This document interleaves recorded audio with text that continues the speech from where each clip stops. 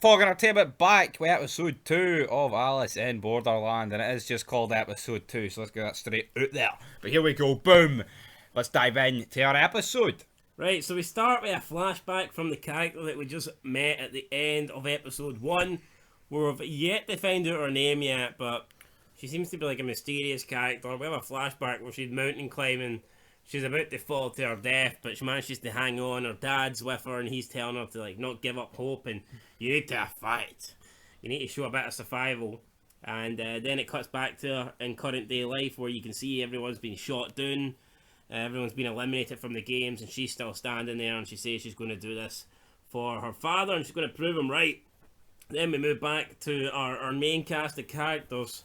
The three friends and the woman that we found last time, Shibuki. And they're like stranded inside some sort of shopping mall. Home Depot store. No electricity, no internet.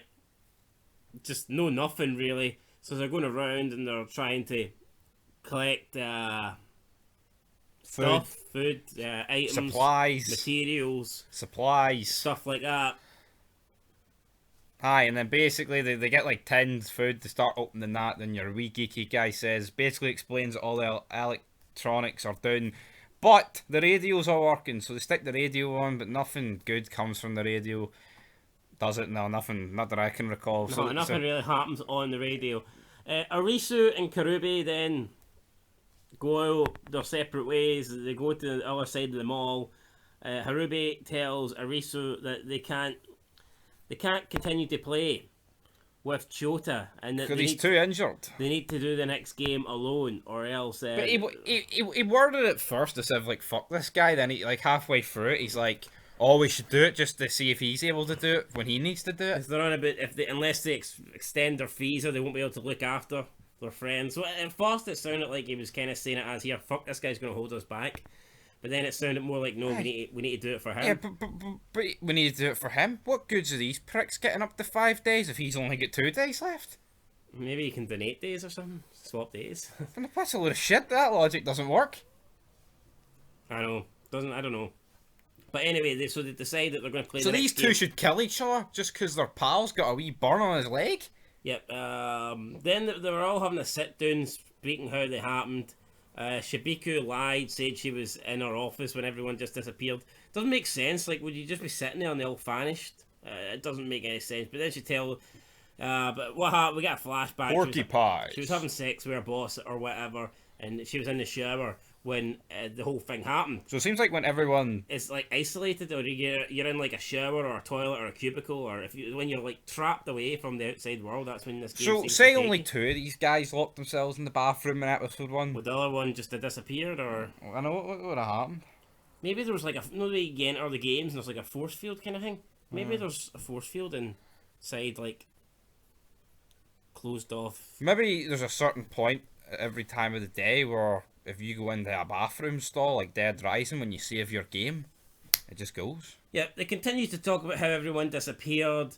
Shibuki says that maybe there's something to do with time. Time is because she was 3 days before, they were only 1 day. Arusi then talks about the vegetables that he found, and they were like severely rotten. More than 3 days that worth. That wouldn't happen over a couple of days. So they're beginning to try and learn a bit more about it. Then Arisu and Karube decide to leave them behind and go into the new game. And while they're away, Shibuki starts like trying to get close to Chota and comforts him, and then tells him the truth that she wasn't at work and she was having sex with her boss. And then they have sex, and she's asking him if he would die to protect his friends. And to me, it seems like she's trying to manipulate him and like, you know, get him on her side, but at the same time, like, he seems like the weakest out of the three, and he's injured. So what's the end game here? I understand what she's doing, but I don't really see what she has to gain. I mean, if she was doing this with Karube, then you could understand, oh, he's the strongest. Well, I like the other two, because one of them's smart and the other guy's Brock Lesnar. But, and we'll mention the Brock Lesnar theme later on in this episode, but I just don't really understand it. Like, you can see that she's trying to manipulate him and get him on her side to use him to her advantage, and I totally get that. But I just don't really know how having him at the moment would be an advantage. Out of all the guys, yeah, like he's pissed, he's helpless, and he's a shitebag. Even it says that himself, that he's got nothing to bring to the table. Yeah, so then we go to the game arena. There's just looks like a big apartment building. Karube and Arisu enter it. There's 11 other players there, including a quiet player named Shasiwa, some guy with a hood on listening to music, and the woman that we seen at the start of the episode, Usagi. And there was also another guy with army pants all called Aguni. When he walked in, he looked pretty tough. You looked at him and you thought, I don't want to mess with this guy. So essentially, he's pretty tall for an Asian. Arusi finds out due to one of the players that the cards have a meaning, and that the suit means there'll be a different type of game depending on the suit. So spades correlate to games of strength, clubs are team battles, diamonds are a battle of wits, and hearts correlate to games. But see, that's all good. But what of the team game? Like we've seen the last one, only 5 showed up. So what if like 3 people show up, like 2-on-1, or what happens when only 1 person shows up? No, I guess you can't get a team game. No. And then they find out that the numbers also relate to the difficulty of the game. So at the moment, the first game they played was a 3 of clubs, and this game they're about to play is a 5 of spades. So at the moment they haven't had anything too difficult, but according to the value of the card, this game is going to be more difficult than the game that they played first time around, which I actually disagree with. So it turns out the game is essentially a game of tag. The 13 contestants will have 20 minutes. There is a bomb in the building that will go off after the 20 minutes. They have to avoid whoever is it. I think at the start they'll assume one of the other players is going to be it. That's not really how it pans out. They need to, obviously, there's 2 buttons somewhere in this apartment. They need to hit them both at the same time. Well, they don't know that at the start. They think it's just 1 button, but they need to hit the button to deactivate the bomb while avoiding whoever's it. But it turns out none of these players are it. There's actually 2 masked people in the building that are it, and they are armed and they are dangerous. Well, especially one of them's dangerous and one of them's kind of shit. One of them's a coffin dodger, but she's just hiding in the room. But we do have the main guy running about 190 centimeters. The big man described them as. He's got an Uzi and a shotgun and a fucking big meat cleaver. That fucking machete. So he wipes about half of the 13 out. No, but see this game, right? It's a lot easier than the first one. Because see the first one, you actually have to move or you die. See in this one, you can actually find a hiding spot, and if 2 people press the buttons, you're alright. Yeah. You know what I mean? You could literally do fuck all here. So I don't really see what the difficulty was. Yep, I agree. You know what I mean? Right. So, yeah. But anyway, But no, what I liked about this, the guy was laying the smackdown, but then basically, your big man, I don't know what the big man's called, but Harabe, whatever you fucking call him, he teams up with the other guy. Fire extinguishers, we get a 3-on-1 handicap match. Aguni. There we go. So Aguni meets up with Arisu and Karube. He tells them that they're going to take this guy on. He tells Arisu to go and try and find the button, the symbol, to try and deactivate the bomb. Arusi is with... Not Arusi, sorry. Usagi. No, not Usagi. Fuck me. Aguni is the strong man. It's the guy that says they need to take on the guy who is it. But he's also with someone and kind of betrays him. Kind of uses him as bait. Yeah.